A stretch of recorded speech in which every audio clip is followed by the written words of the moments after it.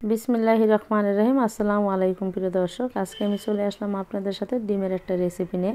আজকে আমি আপনাদের সাথে শেয়ার করব নতুন আলু দিয়ে ডিমের একটা ঝোল।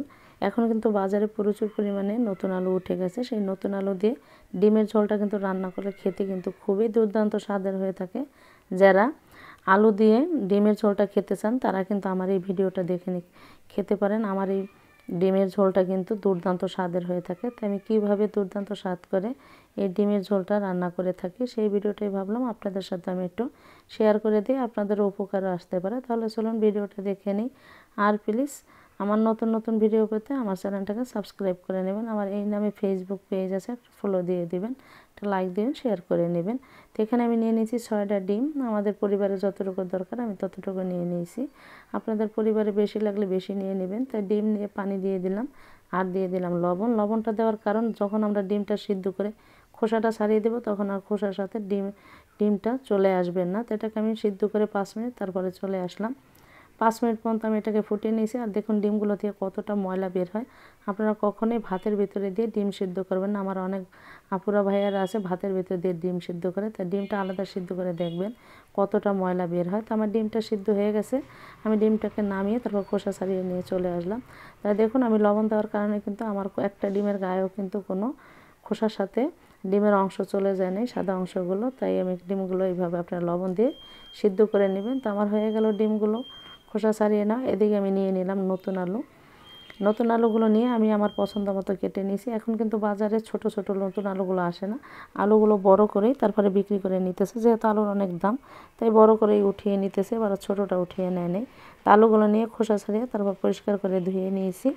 এখন চলে যাব চুলায়। চুলায় একটা ফ্রাই প্যানের ভিতরে তেল দিয়ে দিলাম। তেলটা গরম হয়ে গেলে আমি একটু লবণ দিয়ে দেব। লবণ দিয়ে তারপর ডিমগুলো দিয়ে আমরা হালকা একটু ভেজে নেব ডিমগুলো। তা ডিমটা এইভাবে অনবরত লেড়ে ছেড়ে হালকা ভেজে নেবেন। বেশি ভেজে নিলে কিন্তু রাবারের মতন হয়ে যায়, খেতে ভালো লাগে না। তাই আমি হালকা ভেজে নিয়েছি। এখন ডিমগুলো আমি উঠিয়ে নেব। তা ডিমটা উঠিয়ে নেওয়া হয়ে গেছে। সেই তেলের ভিতরে আমি এখন দিয়ে দেবো আলুগুলো। আলুগুলো আমরা একটু ভেজে নেব। আলুটা দিয়ে আবার একটু লবণ দিয়ে দেব, যেন আলুর ভিতরে লবণটা ভেজে। আর আলুটা ভেজে ডিমটা রান্না করলে সেই আলুটা খেতে বেশি ভালো লাগে। তাই আপনার আলুটা অবশ্যই ভেজে নেবেন। তো আমার আলুটাও কিন্তু দেখুন সুন্দরভাবে কিন্তু ভেজে নেওয়া হয়ে গেছে। এখন আমি আলুগুলো উঠিয়ে নেব। তো আমার আলুগুলো উঠিয়ে নেওয়া হয়ে গেল। এখন আমরা এখানে দিয়ে দেবো আরও 1/3 কাপ তেল। 1/3 কাপ তেল দেওয়ার পরে তেলটা বলক চলে আসলে তারপর আমি দিয়ে দেবো 1 চা চামচ জিরা। গোটা জিরাটা অবশ্যই দেবেন। জিরাটাকে একটু ব্রাউন কালার করে ভেজে নেবেন। ভেজে নেওয়া হয়ে গেছে আমার দেখুন। এখন দিয়ে দেবো এখানে একটা তেজপাতা চিড়ে, আর দিয়ে দেবো এখানে 1/2 কাপ পেঁয়াজ বাটা। পেঁয়াজ বাটা দেওয়ার পরে এখন দিয়ে দেবো মশলা। এখানে হলুদের গুঁড়া 1.5 টেবিল চামচ, এখানে দিয়ে দিলাম মরিচের গুঁড়া 1 টেবিল চামচ, আর এখানে 1 চা চামচ করে ধনিয়া আর জিরা দিয়ে দিয়েছি। আর রসুন বাটা 1 চা চামচ, আদা বাটা 1/2 চা চামচ, দিয়ে দিলাম স্বাদ মতো লবণ। মশলাটা দিয়ে দেওয়ার পর পানি দিয়ে তারপর এখন খুব ভালোভাবে কষিয়ে নেব। যতক্ষণ পর্যন্ত তেল মশলা আলাদা না হবে ততক্ষণ পর্যন্ত আমাদের মশলাটাকে কষিয়ে নিতে হবে। যখন আমাদের তেল মশলা আলাদা হয়ে যাবে তখন আমরা এটার ভিতরে দিয়ে দেব আলুগুলো। তো দেখুন আমার তেল মশলাটা আলাদা হয়ে গেছে। এখন আমরা দিয়ে দেব আলু। আর তেল মশলাটা আলাদা করে যত মশলাটা ভালো কষানো হয় ঝোলটা খেতে তত ভালো লাগে, গন্ধ আসে না মশলা। তো একটু পানি দিয়ে আলুটাকে মিক্স করে এখন একটা ঢাকনাটা ঢেকে দেব 2 মিনিটের জন্য। 2 মিনিট পর ঢাকনাটা তুলে নিলাম। ঝোলটা কিন্তু শুকিয়ে গেছে। এখন দিয়ে দেব আমরা ঝোল রান্না করার জন্য পানি। তো এখানে আমি 1.5 মগ পানি দিয়ে দেব, বড় একটা মগের। এখানে 1.5 মগ পানি দিয়ে এখন আমরা এটাকে ঢাকনাটা ঢেকে দেব 5 মিনিটের জন্য। 5 মিনিট পর ঢাকনাটা তুলে নিলাম। এখন আমরা একটু নেড়ে তারপর এটার ভিতরে দিয়ে দেব ডিমগুলো। ডিমটা দিয়ে একটু মিক্স করে আলুর সাথে আবার ঢাকনাটা ঢেকে দেব 5 মিনিটের জন্য। 5 মিনিট পর ঢাকনাটা তুলে নিলাম। এখন কিন্তু ঝোলটা একদম শুকিয়ে গেছে।